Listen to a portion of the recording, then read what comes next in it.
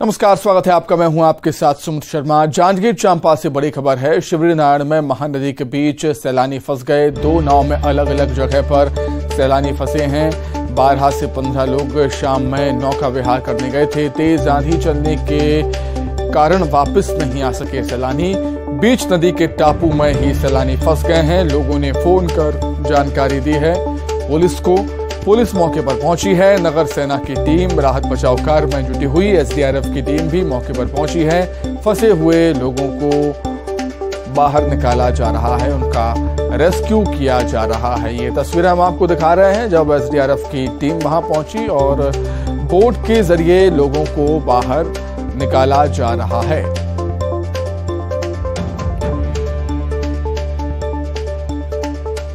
तो जांजगीर चांपा के शिवरी नारायण में महानदी के बीच सैलानी फंस गए। 2 नाव में अलग अलग जगह पर सैलानी फंसे हैं। 12 से 15 लोग शाम में नौका विहार करने के लिए गए हुए थे। तेज आंधी चलने की वजह से वापस नहीं आ सके वो और बीच नदी के टापू में फंस गए। अधिक जानकारी के लिए बातचीत करेंगे संवाददाता युगल तिवारी, जुड़े हुए हैं फोन पर। युगल, क्या कुछ जानकारी है? क्या सभी को सुरक्षित बाहर निकाल लिया गया? देखिए सुमित, अभी भी रेस्क्यू का काम है वो जारी है। दरअसल अचानक तेज अंधड़ और तूफान की वजह से कुछ सैलानी जो चंद्रपुर में गए हुए थे और महानदी में नौकायान पे नौका कर रहे थे और इसी दौरान तेज अंधड़ की वजह से सभी के सभी फंसे हुए हैं। जैसे ही सूचना मिली वहां पर जो फंसे हुए थे टापू में, सबने फोन करके सूचना दी। उसके बाद हड़कंप मचा और एसडीआरएफ की टीम है वो रवाना किया गया है। चूंकि रात का समय है और अमूमन इन दिनों में जो बोट है वो तैयार होता नहीं है, तो इसलिए उसमें कुछ थोड़ा समय जरूर लग रहा है। लेकिन फिलहाल अभी सब जो जानकारी मिल रही है सबके सब सुरक्षित है।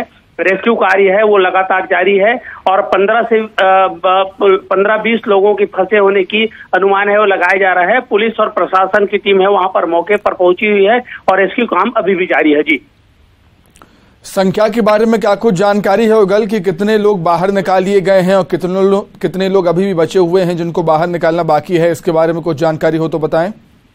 जी देखिए सुमित, जिस तरह से जानकारी मिली है 15 से 20 लोग होने की जो आशंका है वो व्यक्त किया जा रहा है और रेस्क्यू के लिए वहां पर रवाना किया गया है। पुलिस बड़ी संख्या में तैनात है। एसडीआरएफ की टीम को भी बुला लिया गया है और जो बोट है वो तैयार किया गया है। अभी जो फंसे हुए हैं लोग हैं उन्हें अभी वापस नहीं लाया जा सका है, लेकिन सूचना है, जो जानकारी है सभी के सभी सुरक्षित है। और मौसम विभाग ने वैसे भी एक अनुमान जारी किया था कि आज तेज अंधड़ है चलेगी कई स्थानों पर। तो ठीक पूर्वानुमान के हिसाब से आज तेज अंधड़ चली। राजधानी रायपुर सहित प्रदेश के कई जिलों में भी तेज हवाएं चली है और जिसका असर हुआ कि वो अचानक नदी में गए हुए थे, महानदी में, और अचानक वो फंस गए। ठीक है, आपका बहुत धन्यवाद जुड़ने के लिए, तमाम बातचीत के लिए बहुत शुक्रिया। आगे बढ़ेंगे। महासमुंद से बड़ी खबर है। पदरीडी के खेतों में भीषण आग लग गई। आंधी तूफान के चलते आग बेकाबू हो गई। मौके पर बसना पुलिस और फायर ब्रिगेड की टीम पहुंची है। ग्रामीणों के साथ आग बुझाने की कोशिश हो रही है। बसना थाना क्षेत्र के ग्राम पदरडीही की घटना, तस्वीरें आप देख सकते हैं। खेतों में भीषण आग लगी और जिन किसानों की फसलें खेतों में खड़ी हुई थी, लगी हुई थी, उनको भारी नुकसान हुआ है। आंधी तूफान के चलते आग और ज्यादा भड़क गई और ज्यादा बेकाबू हो गई।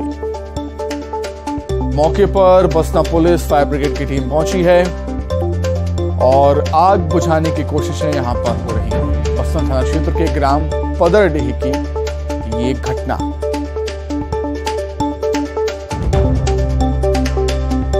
इस समय किसान अपने खेतों में पराली जला रहे हैं और जिसकी वजह से आग भड़क रही है खेतों में। धीरे धीरे आग अपना विकराल रूप धारण कर लेती है और एक बड़े एरिया को अपनी चपेट में ले लेती है। कई एकड़ फसल जलकर खाक हो जाती है। ऐसे में किसानों को भारी नुकसान, जिनकी फसलें खेतों में खड़ी। और आंधी तूफान भी छत्तीसगढ़ में इस समय देखने को मिल रहा है, जिसकी वजह से आग और ज्यादा बेकाबू हो गई।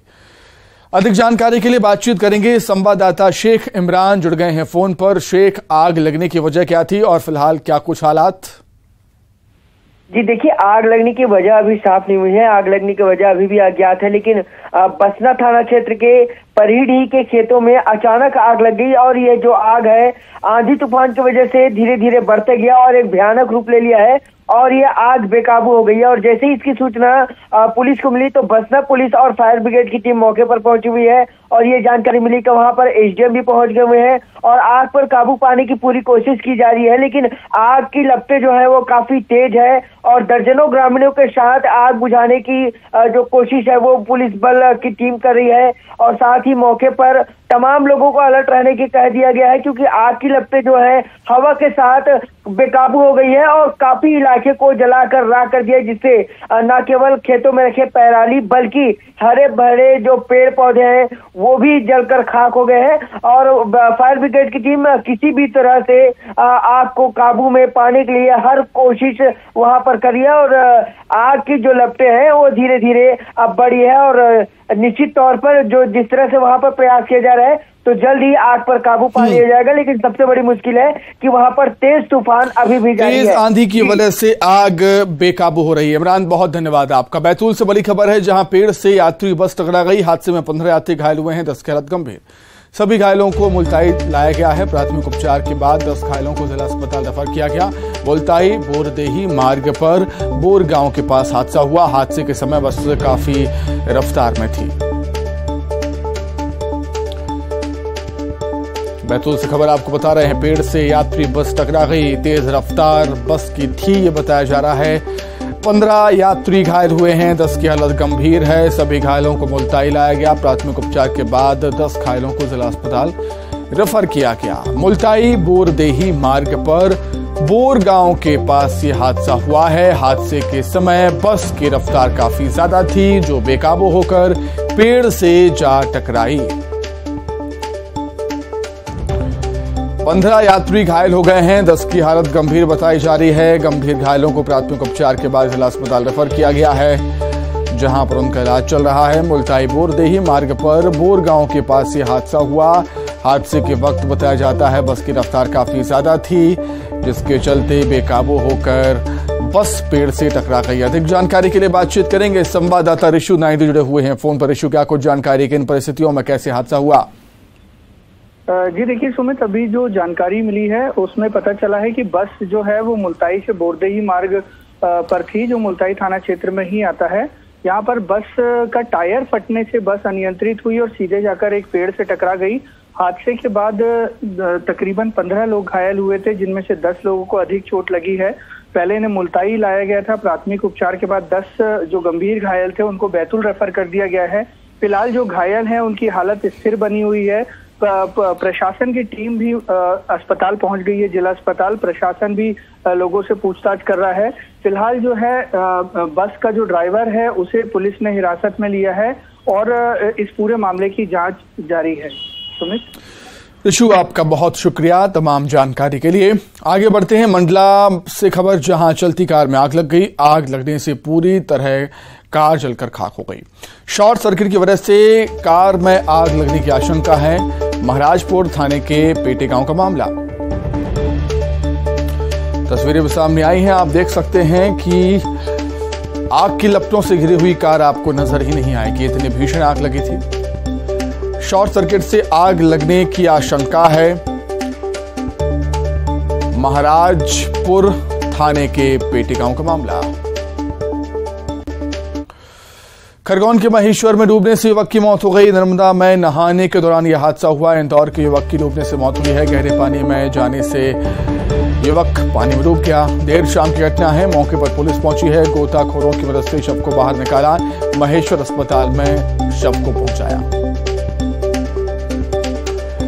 तो नर्मदा नदी में नहाने के दौरान हादसा हुआ। युवक गहरे पानी में चला गया। डूबने से युवक की मौत हो गई है। देर शाम की घटना है। मौके पर पुलिस पहुंची। गोताखोरों की मदद से शव को पानी से बाहर निकाला गया और हॉस्पिटल पहुंचाया गया।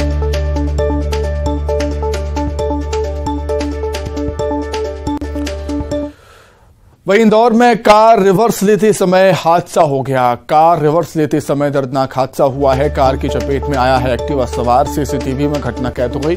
परदेशीपुरा थाना क्षेत्र का मामला। घटना के बाद ड्राइवर गाड़ी छोड़कर भाग निकला। पुलिस ड्राइवर की तलाश कर रही है। साफ तौर पर लापरवाही। कार चालक की रिवर्स लेते समय कार ने स्कूटी सवार को टक्कर मार दी और उसके बाद कार सवार मौके से भाग निकला। परदेशीपुरा थाना क्षेत्र का मामला है। यह घटना सीसीटीवी कैमरे में कैद हुई है। देखिए किस तरीके से रिवर्स लेते समय कार चालक स्कूटी सवार को अपनी चपेट में ले लेता है। बुरी तरीके से स्कूटी सवार घायल हुआ।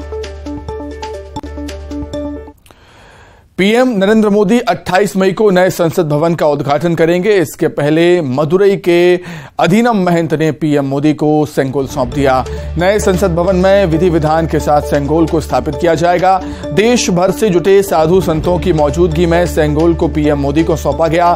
सेंगोल सत्ता के हस्तांतरण का प्रतीक है। चोल साम्राज्य में सत्ता हस्तांतरण में इसका प्रयोग होता था। अधीनम महंत को संबोधित करते हुए पीएम मोदी ने कहा कि आज मेरे निवास स्थान पर आपके चरण पड़े, ये मेरे लिए बहुत सौभाग्य की बात है। ये भगवान शिव की कृपा है जिस वजह से मुझे एक साथ आप सभी शिव भक्तों के दर्शन का मौका मिला है। मुझे इस बात की भी बहुत खुशी है कि कल नए संसद भवन के लोकार्पण के समय आप सभी वहां साक्षात आकर आशीर्वाद देने वाले हैं। आज आजादी के उस प्रथम पल को नए संसद भवन में सेंगोल की स्थापना के समय हमें फिर से पुनर्जीवित करने का मौका मिला है। लोकतंत्र के मंदिर में आज सेंगोल को उचित स्थान मिल रहा है। मुझे खुशी है कि अब भारत की महान परंपरा के प्रतीक सेंगोल को नए संसद भवन में स्थापित किया जाएगा। यह कहना था प्रधानमंत्री मोदी का। वो आगे कहते हैं, ये हमें याद दिलाता रहेगा कि हमें कर्तव्य पथ पर चलना है, जनता जनार्दन के प्रति जवाबदेह बने रहना है।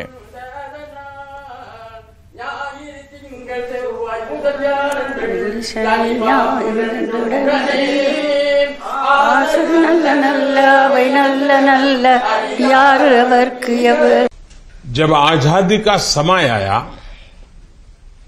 तब सत्ता के हस्तांतरण के प्रतीक को लेकर प्रश्न उठा था। इसके लिए हमारे देश में अलग अलग परंपराएं रही हैं, अलग अलग रीति रिवाज भी रहे हैं, लेकिन उस समय राजा जी और आदीनम के मार्गदर्शन में हमें अपनी प्राचीन तमिल संस्कृति से एक पुण्य मार्ग मिला था। ये मार्ग था सेंगोल के माध्यम से सत्ता हस्तांतरण का। तमिल परंपरा में शासन चलाने वाले को सेंगोल दिया जाता था।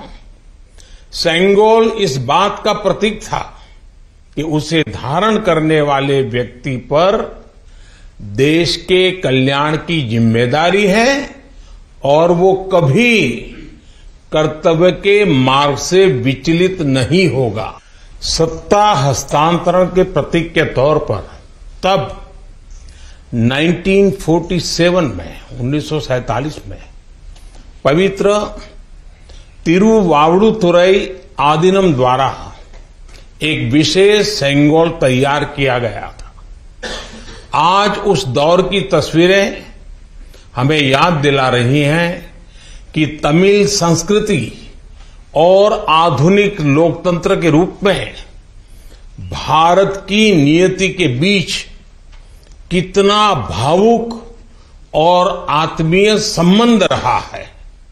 आज उन गहरे संबंधों की गाथा इतिहास के दबे हुए पन्नों से बाहर निकलकर एक बार फिर जीवंत हो उठी है। इससे उस समय की घटनाओं को समझने का सही दृष्टिकोण भी मिलता है। आखिर सेंगोल है क्या, अब वो आपको बताते हैं। सेंगोल तमिल भाषा के शब्द सेमई से निकलता है। इसका अर्थ है धर्म, सच्चाई और निष्ठा। भारतीय सम्राट की शक्ति और अधिकार का प्रतीक है सेंगोल। चोल काल में राज्य अभिषेक के समय अत्यधिक महत्व सत्ता हस्तांतरण के समय एक शासक को दूसरे शासक को सौंपता था और अंग्रेजों ने देश के पहले प्रधानमंत्री को सेंगोल सौंपा था। सत्ता हस्तांतरण के प्रतीक के रूप में सेंगोल सौंपा गया था। अंग्रेजों से सत्ता के हस्तांतरण का संकेत था। अब तक इसे प्रयागराज के एक संग्रहालय में रखा गया था। अब नए संसद भवन में आजादी के प्रतीक के तौर पर यह देखा जाएगा।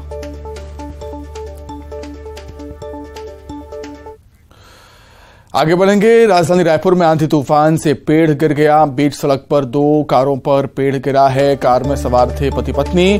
पेड़ गिरने से महिला को चोट लग गई। सड़क पर यातायात पूरी तरह प्रभावित हुआ है। एम्बुलेंस और फायर ब्रिगेड की गाड़ियां भी जाम में फंसी हैं। डेरी नगर थाना क्षेत्र का ये पूरा मामला।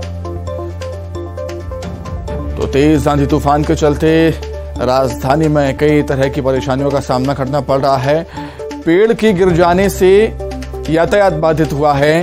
कार पर पेड़ गिर गया जिससे महिला को चोट आ गई। कई स्थानों पर पेड़ गिरे हैं जिससे बिजली भी कहीं न कहीं बाधित हुई है।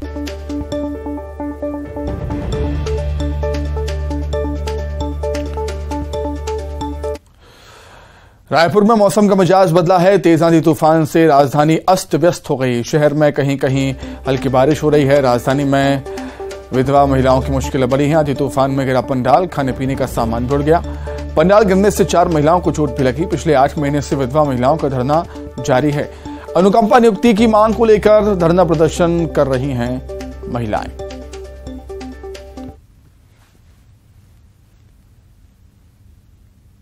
चोट आई है और सड़क तक हम लोग घसीटते हुए गए।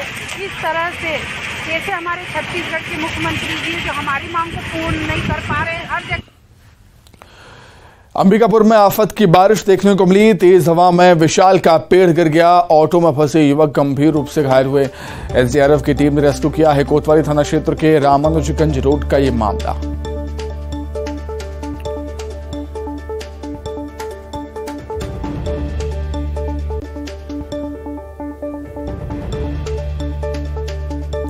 विशाल का पेड़ गिर जाने से ऑटो के ऊपर ही पेड़ गिरा था और जिसके चलते युवक फंस गया था।